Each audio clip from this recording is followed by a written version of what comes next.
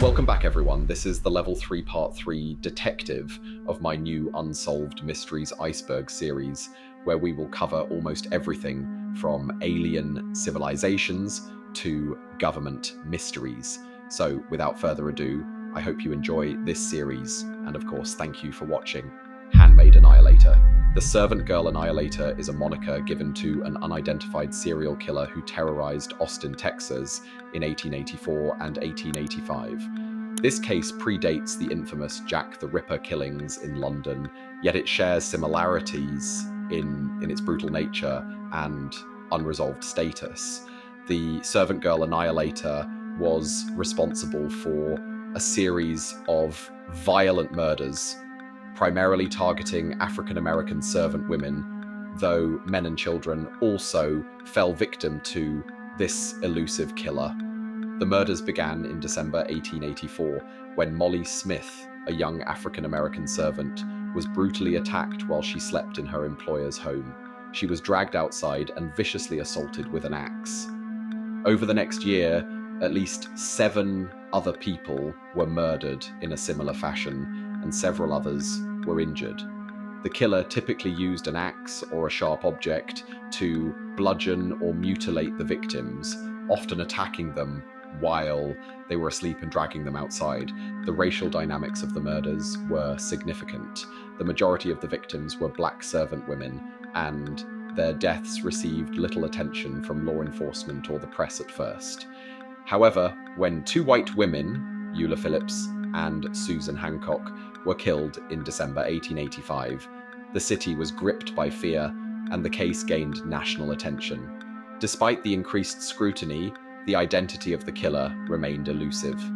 Numerous suspects were arrested and interrogated, including local laborers, drifters, and even a Malay cook who had recently worked in Austin. However, none of these suspects were definitively linked to the murders, and no one was ever brought to trial. Some theories suggest that the Servant Girl Annihilator may have fled Austin or died, while others speculate that the killer may have been a member of the community living in plain sight. The case eventually went cold, and the identity of the Servant Girl Annihilator remains a mystery to this day. The murders are often cited as one of the earliest instances of serial killings in American history, and they left a dark stain on the history of Austin. The case has intrigued true crime enthusiasts and historians alike, with some even suggesting possible connection between the Servant Girl Annihilator and Jack the Ripper, though no evidence supports this theory. Despite the passage of time, the case of the Servant Girl Annihilator continues to captivate those fascinated by unsolved crimes, and it stands as a chilling reminder of the dangers that once lurked in the shadows of Austin's early streets. Usenet hacker. The Usenet hacker refers to a notorious cybercriminal or group of hackers who targeted Usenet, one of the oldest systems for online discussion, during the late 1980s and early 1990s. Usenet was a decentralized network of discussion boards that predated the modern internet, where users could post messages in news groups, making it an early form of online communication. The Usenet hacker is associated with a series of disruptive cyber attacks that wreaked havoc on this online community, impacting users worldwide. The attacks typically involved unauthorized access to accounts, the posting of inflammatory or false messages, and even the deletion of entire discussion threads. The hackers targeted not only individual users, but also Usenet administrators and prominent members of the online community. This led to widespread chaos and frustration as users found their communications compromised and the integrity of discussions was undermined. One of the most infamous incidents linked to the Usenet hacker involved a mass posting of spam and forged messages in popular news groups, which spread misinformation and disrupted the flow of legitimate discussions. These actions demonstrated the vulnerabilities of Usenet and highlighted the lack of security measures in place at the time. Efforts to identify and apprehend the Usenet hacker proved difficult, as the anonymous nature of the network and the technical sophistication of the hackers made it challenging for authorities to trace their activities. This case served as an early example of the growing threat of cybercrime, foreshadowing the rise of hacking and online fraud in the years to come. While the identity of the Usenet hacker was never definitively established, the case remains a landmark event in the history of early internet culture. It underscored the importance of cybersecurity and marked a turning point in the way online communities approach privacy, authentication, and the need for vigilance against digital intrusion. Bible John. Bible John is the nickname given to an unidentified serial killer who terrorized Glasgow, Scotland in the late 1960s. The moniker stems from the killer's reported habit of quoting Bible verses to his victims. Bible John is believed to be responsible for the murders of at least 3 women between 1968 and 1969, all of whom were found brutally murdered after a night out at the Barrowland Ballroom, a popular dance hall in Glasgow. The 3 known victims, Patricia Docker, Jemima MacDonald, and Helen Puttock, shared chilling similarities in their cases. All were young women who had attended the Barrowland Ballroom, and each was found strangled, partially clothed, and left in remote locations. Helen Puttock's murder provided investigators with the most crucial lead. She had been seen leaving the dance hall with a man who, during the taxi ride home, spoke about religion and criticized the sins of modern society, leading her sister, who survived, to recall his Bible-quoting habit, which inspired the nickname. Despite extensive media coverage and one of Scotland's largest ever manhunts, Bible John was never apprehended. The investigation was hampered by a lack of forensic evidence and the inconsistencies in witness statements, leaving police and the public frustrated. Several suspects were considered over the years, including convicted serial killer Peter Tobin, whose modus operandi bore some similarities to that of Bible John, but no definitive connection has been made. Bible John's case remains one of Scotland's most infamous unsolved mysteries, with countless theories about his identity and possible motives. The fear he instilled in the people of Glasgow during that era lingers to this day, a chilling reminder of a predator who evaded justice. West Mesa Bone Collector. The West Mesa Bone Collector is the name given to the unknown individual responsible for the gruesome discovery of human remains in the West Mesa area of Albuquerque, New Mexico. In February 2009, a woman walking her dog stumbled upon a human bone, which led to the unearthing of the remains of 11 women and a fetus buried in a remote desert area. The victims, who ranged in age from 15 to 32, were all women of Hispanic descent, many of whom had ties to drugs or prostitution. The women had disappeared between 2001 and 2005, and it wasn't until this shocking discovery that their fates became known. The investigation revealed that the women had been murdered and buried in a methodical manner, with their remains scattered across a large area of the West Mesa. The sheer scale of the burial site suggested the work of a serial killer, quickly earning the perpetrator the moniker West Mesa Bone Collector. Despite a decade of investigation by the Albuquerque Police Department and the FBI, the case remains unsolved, with no arrests or definitive leads. Over the years, authorities have considered several suspects, including local criminals and known sex offenders, but no concrete evidence has linked anyone to the murders. One theory suggests that the murders could be the work of a single serial killer, while others speculate that multiple individuals might be involved, possibly connected to human trafficking or organized crime. The West Mesa case continues to haunt the community as families of the victims seek justice and closure for their loved ones. The desolate site where the bodies were found serves as a grim reminder of the dangers faced by vulnerable women and the enduring mystery of the bone collector, whose identity remains elusive. Mateusk Kawechi. Mateusk Kawechi, a young man from Poland, was living an ordinary life until his mysterious disappearance in 2018 turned his name into a haunting question. Kawechi was an adventurous and creative individual who had moved to Berlin, Germany, to pursue new opportunities. He had left his hometown of Radom, Poland, in search of a brighter future, but fate took a dark turn that would leave his family and friends searching for answers. In March 2018, Mateusz embarked on a trip to Switzerland with a group of friends. However, after arriving in Switzerland, Mateusz seemingly vanished without a trace. His friends reported that he had decided to stay behind for a few extra days while they returned to Berlin. Unfortunately, Mateusz never made it back to Germany. His communication with loved ones abruptly ceased, and no one knew where he had gone. For weeks, his family desperately tried to find him, reporting his disappearance to authorities in both Poland and Germany. The search for Mateusz grew more urgent as time passed, with no clues to his whereabouts. Then, in a shocking twist, a decomposed body was discovered hanging in a remote Swiss forest months later, and dental records confirmed the worst fears. It was Mateusk Kawechi. The circumstances surrounding his death remain unclear, and the Swiss authorities have classified it as a suicide.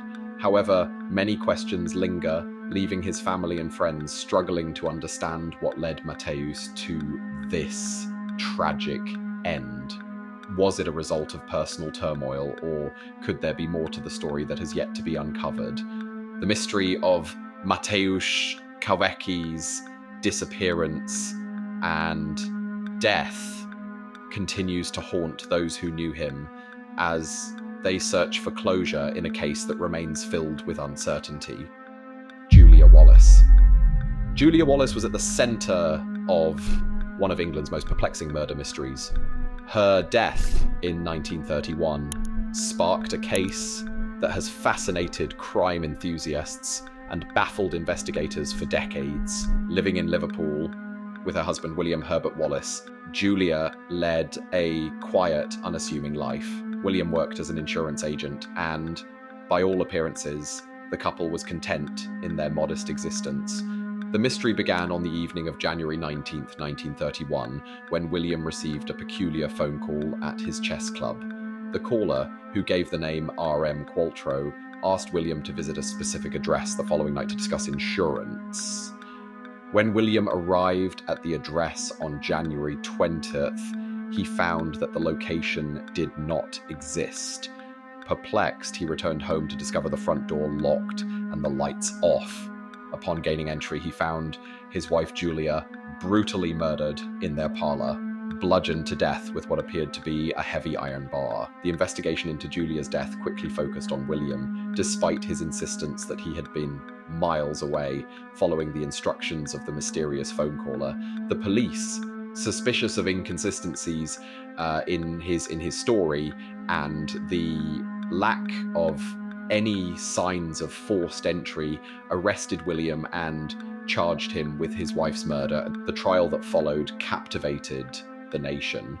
The prosecution argued that William had meticulously planned the murder, creating an alibi by orchestrating the strange phone call and ensuring he was seen far from the crime scene. However, the defense pointed out the lack of direct evidence linking William to the crime and the absence of any motive. Despite the circumstantial nature of the case, William was convicted and sentenced to death. In a surprising turn of events, the Court of Criminal Appeal later overturned William's conviction, citing insufficient evidence. He was released from prison, but the shadow of suspicion never fully lifted. William maintained his innocence until his death in 1933, but the identity of Julia's killer remains a mystery. To this day, the murder of Julia Wallice continues to intrigue both amateur sleuths and professional investigators. The case has spawned countless theories, ranging from the idea that William was indeed the mastermind behind the murder, to suggestions that an unknown third party was responsible. The truth, however, remains locked in the past, leaving the case of Julia Wallice as one of England's most enduring unsolved mysteries. Madgasser of Mattoon. The Madgasser of Mattoon is one of the strangest and most puzzling mysteries in American history. The bizarre events unfolded in the small town of Mattoon, Illinois, in the fall of 1944. Over several weeks, numerous residents reported being attacked by an unknown assailant who sprayed a mysterious gas into their homes, leaving them nauseated, paralyzed, and in fear for their lives. The first reported incident occurred on August 31st, 1944, when a man named Urban Raef awoke in the middle of the night to a strange odor in his home. He became violently ill, experiencing symptoms like nausea, dizziness, and burning sensation in his throat. His wife also reported similar symptoms, and the couple quickly called the police. They suspected someone had attempted to gas them, but the authorities found no trace of any chemicals or intruder. In the following days, similar reports began flooding in from all over Mattoon. The attacks followed a similar pattern. Residents would detect a strange, sweet-smelling odor, followed by sudden physical symptoms like partial paralysis, vomiting, and weakness. Panic quickly spread through the town, and local newspapers began referring to the mysterious figure responsible as the Mad Gasser. Despite numerous reports and a widespread investigation, authorities were unable to find any solid evidence of the gas or identify any suspects. Law enforcement began to grow skeptical, suggesting that the incidents might be a case of mass hysteria fueled by fear and anxiety during the war years. However, the victims remained convinced that they had been targeted by a real assailant. One of the most famous attacks occurred on September 5th, 1944, when a woman named Bertha Cordes reported that she had been sprayed with gas while at home. She described seeing a tall, thin figure dressed in dark clothing fleeing the scene. This sighting only added to the growing legend of the Mad Gasser, but despite this and other reports of a mysterious figure lurking in the shadows, the police were never able to apprehend anyone. The attacks seemed to stop as abruptly as they began, leaving the town of Mattoon to recover from the strange ordeal. To this day, the true nature of the Mad Gasser remains unknown. Was it a real attacker with some nefarious agenda, or was it a case of mass hysteria brought on by the stresses of wartime? The mystery has never been solved, and the Mad Gasser of Mattoon remains a chilling enigma in American folklore. Holiday Inn Fire. The Holiday Inn Fire in Greencastle, Indiana, on January 13, 1978, stands as one of the deadliest hotel fires in US history, claiming the lives of 11 people. The tragedy unfolded in the early morning hours, when a fire broke out in the 3-story, 100-room Holiday Inn, which was filled with guests, many of whom were asleep when the blaze began. The fire spread quickly through the hotel, aided by the building's lack of proper fire safety measures. The hotel, built before modern fire safety codes were enforced, had no sprinklers, and the interior was filled with flammable materials. Guests found themselves trapped as flames and thick smoke overtook the hallways, blocking exits and stairwells. Firefighters arriving on the scene faced intense heat and limited visibility, making rescue efforts difficult. Most of the victims died of smoke inhalation, unable to escape the suffocating fumes that filled the hotel. Some guests managed to jump from windows or were rescued by firefighters using ladders, but for many help came too late. The fire left the small town of Greencastle in shock as authorities began to investigate the cause of the disaster. The investigation revealed that the fire had been intentionally set.